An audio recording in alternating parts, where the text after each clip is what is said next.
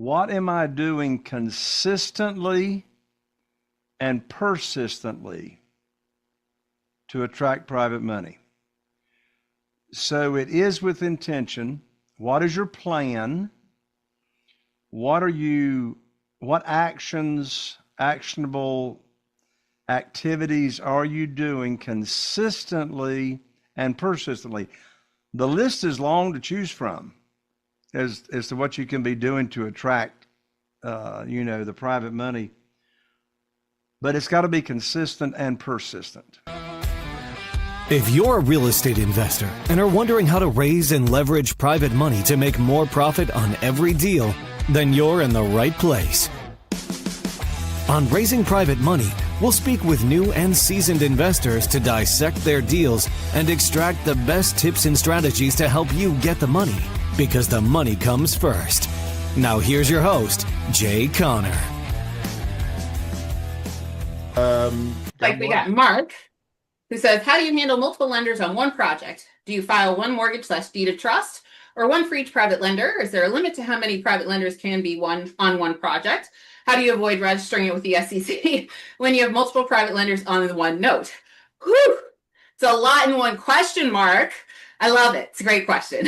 I think there was like 10 questions in that. I think it was. The simple answer, Mark, is as Jay would say, these are single family houses. You're doing one-offs. So you're going to do a single note for each lender. So you are not creating my brain just left me.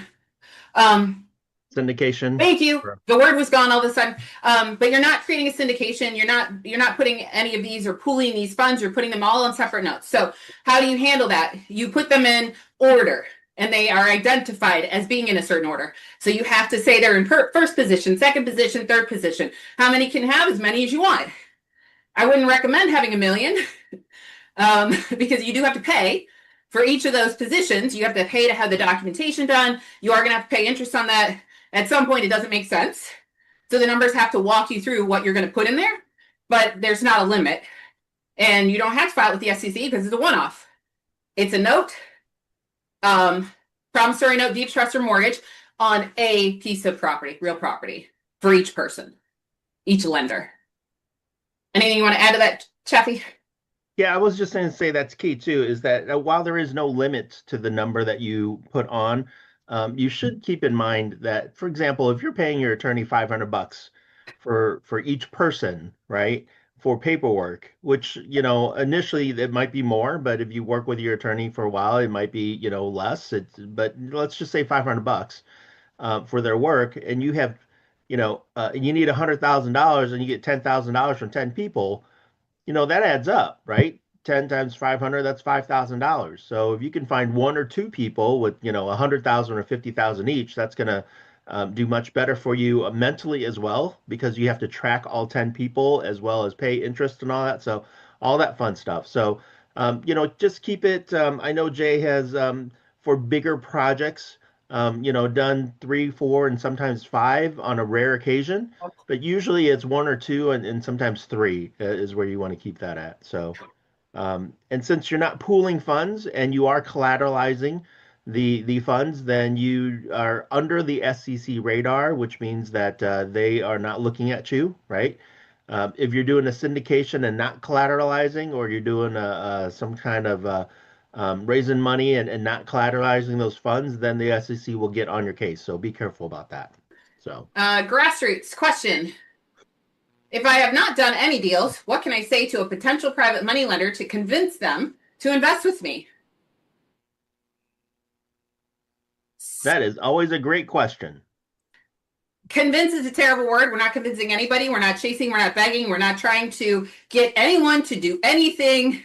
We are just teaching and serving. So if you learn nothing else today, please walk away with that message. It will serve you as you're trying to serve others. Don't ever be trying to convince anyone of anything. Go ahead, Chaffee. Well, here's the quick answer. And the quick answer is that when you have a system such as Jay's put together, And the way that we deliver that system and share that system to individuals and teach them and educate them about private money, as Crystal said, there's no convincing, right? It's just this is how the process works. This is how the system works. Here's all the protections in place for you and for your money. And here's how we operate. And so the system and the process that Jay's put together does all the talking and educating, and they come to their own conclusion of what to invest with you and when and how much.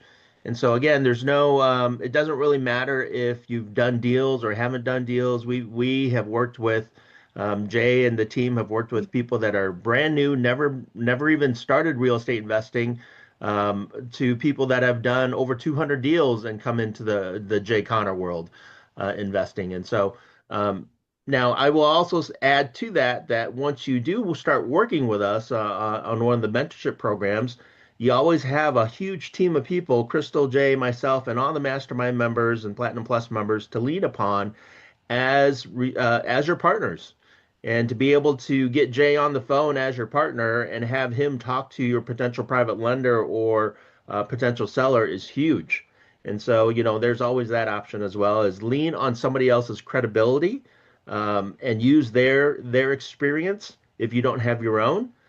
And again, the quick answer is when you're using a system that has all the protections in place, that's what people are looking for to feel safe and secure in order to invest with you. Oh, yeah. So the other piece of the question was, how can one make money using banks' money? Well, that's kind of a wide, open question that can be answered in multiple different ways. Yeah. I mean, I think the easiest way to answer it is it's kind of like anything else you evaluate.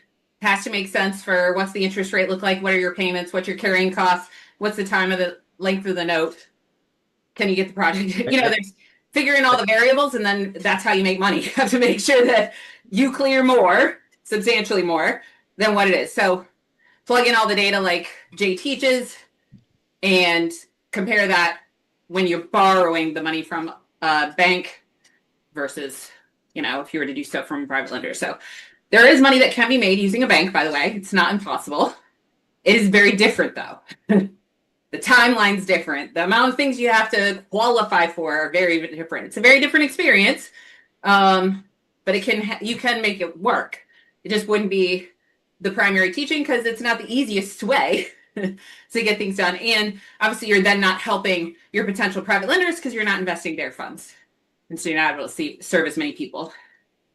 Here's a great way though, and just we teach this all the time, is that if you find somebody that has grade A credit or has a house and they're able to get what we call a HELOC or a home equity line of credit on their property at a very low interest rate, and they are willing to lend that to you as a private lender. So let's say they get a HELOC for 5% on their property, and they could borrow $100,000 on their property and lend that $100,000 to you at 8%. They're going to make a 3% spread for using bank money, right? And so there's a simple way of doing it is arbitrage, right? You're using banks' money to make money, and it doesn't cost you a dime, because most HELOCs don't cost you anything. So the bottom line is that if you can make more money than it costs to borrow money, then you can, make money from the bank, right? And you just have to be careful of making sure you pay all that money back. So whatever you do, in a timely manner or time that it's due. Crystal, do we have another one, I think? Chaffee, can I just chime in on that one Sure. before you move on? It's like my response would be, why? Why would you do that? And I think people get they get an idea in their head, and then they feel like they want to do it that way. But we have a proven system, and it frees you from going into a bank one day and having the guy that you talk to all the time say, "Oh, I'm sorry, we're not giving you money for your deal," which happened to Jay, a while back, and which changed the whole direction of his business and made it far more successful, right?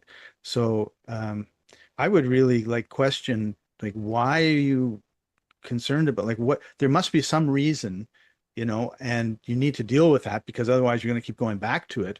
But it's a loop that is not really going to bring you the success that you want. You know, having a a small group of private lenders that you can pull money from quickly to do deals is the secret, right? Particularly when the markets get poorer because everybody gets more desperate, and those that have money, you know, anyway, it just struck me as like the wrong question to ask. And a lot of people who teach success tell you, you know, you need to ask the right questions. So I just wanted to throw that out. So the question is, what challenges are you having with raising private money? And somebody posted, Bill posted, I set up a trust account with a company. Okay. And having trouble finding investors. Let me give this comment first, Chavi. Um, I want to make this clear for everyone. You don't set up a trust fund to borrow private money. Now, now you can have, you can have a land trust on each individual property. My entity structuring is using an LLC for my buy and hold properties, and then an LLC for my flips. But there's a disconnect in my mind about setting up a trust fund and then can't find private lenders that's like apples and oranges. Having a trust fund's got nothing to do with attracting, private money from private lenders. So I just want to get it clear for everybody. Don't worry about having some kind of trust fund set up, because that's got nothing to do whatsoever with attracting private money. Now, when it comes to having trouble finding private lenders, well, the list or the answer to that could be a long list as to why they're having trouble finding private lenders. So without them there, if they were here, I would need to ask some clarifying questions. The biggest one is, well, what have you done to attract private lenders? That was a key, a couple of things. First of all, like you said, setting up a trust has nothing to do with raising private money. That's why I skipped over it, because it has nothing to do with anything. So, but secondly, the key that you said, Jay, which was, what have you done to attract private lenders, versus the question, which is, I can't find any private lenders, right? And there's a big difference there of attracting people versus finding people. But regardless of that, diving into what are some challenges in finding or searching or attracting private lenders. Does anybody here else on the call have that challenge? Like you have tons and tons of people you can talk to, so this is not an issue. Jeff, you have that challenge, right? Um, you want to unmute and go back to what Jay just share with the group again, what you've done so far to talk to private lenders? Yes, absolutely. Through the recommendations of the team here, I've gone out and I have started sending individual emails or mails out to known private lenders to be able to introduce myself. I have taken a more assertive approach with others that I come in contact with to be able to introduce myself as someone who can educate them on how that they would be able to get better returns on their investments than where they're at today, unless they're doing extremely well. And just making myself more available to try and serve others and give them my life experience as to what I've experienced as being a personal private lender, so that that can help encourage them. Good. And where have you gone to talk to people? Mainly at church. I've also got investment groups that I am a part of, and I go to meetups, and I've also got a Christian organization that I've got an appointment with that we're going to have a meeting in the next month or so, and I'll be doing it there as well. Awesome. So you've gotten the word out, and you're starting to spread the word out then. Yes, sir. Thick as I can. Good. And so, where else might you be able to find more people to talk to? Well, I'm assuming that in the near future, I'll be looking at joining the Business Network International groups in my local area, perhaps experiencing or expanding into the Rotary Club, other civic organizations, to where I might be able to plug in and find a place that I can serve and see what I can do to help them. Awesome. So I guess that's the answer right there for a lot of people. If you haven't done half of what Jeff has done, do what Jeff is doing first, right? So great job getting out there, Jeff. Thank And you, sir. secondly, getting out there more is key, and sharing that information more is critical as well. So many, many different ways of getting the word out there. Crystal, anything you want to add to that?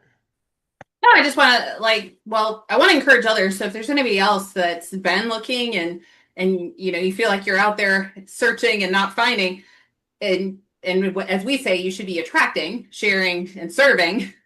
But if you haven't, then what would be your challenge, or what have you done already? If you would be willing to share. But I just wanted to give a shout out to Jeff, because Jeff did indeed very much take our instruction, and he took advantage of an opportunity to have a conversation and didn't lean on other things or ways to get out of the conversation. He went straight into who he was, who he serves, and what it meant to him, and created a different kind of connection than previously was there. So super important, and that's what happens, and that's the magic, because it sounds like a kind of magical connection now. It's more opportunity that wasn't previously there.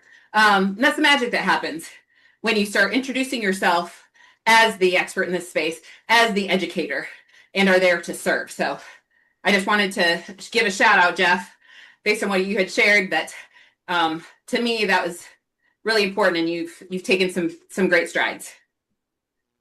Awesome. Thank you, Crystal. Let me just add, while we're on this topic, Crystal, at the live event and, in the mentorship and everything, we talk a lot about networking. We talk a lot about getting out there and talking with people, meeting people.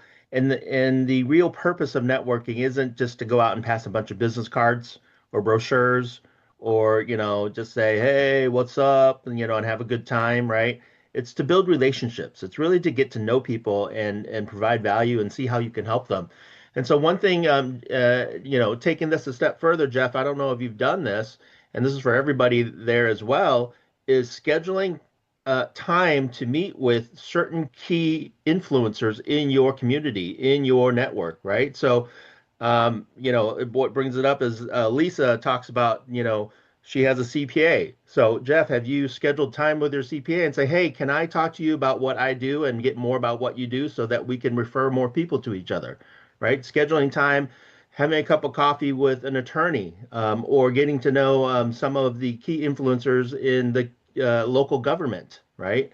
And saying, hey, this, I'd love to get to know more about what you do, so maybe that we can, refer business. And so, the power and the strength of getting to know people so that you could refer people and being a connector in the community is where you start getting referrals. And as Jay says, start attracting people, right? Because now these key influencers will start talking about you when they're out networking as well.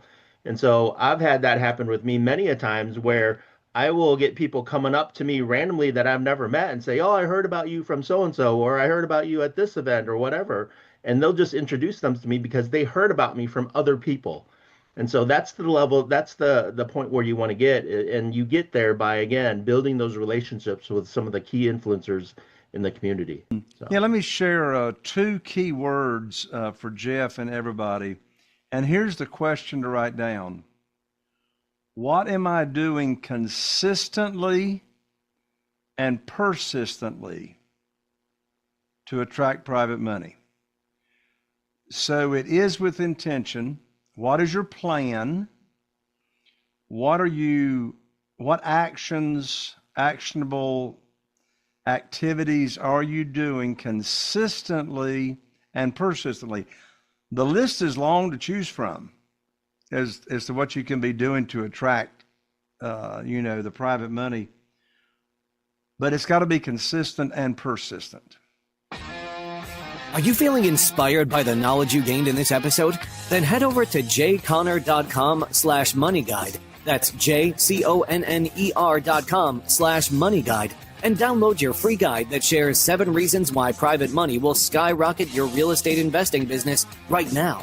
Again, that's jconner.com/moneyguide to get your free guide. We'll see you next time on Raising Private Money with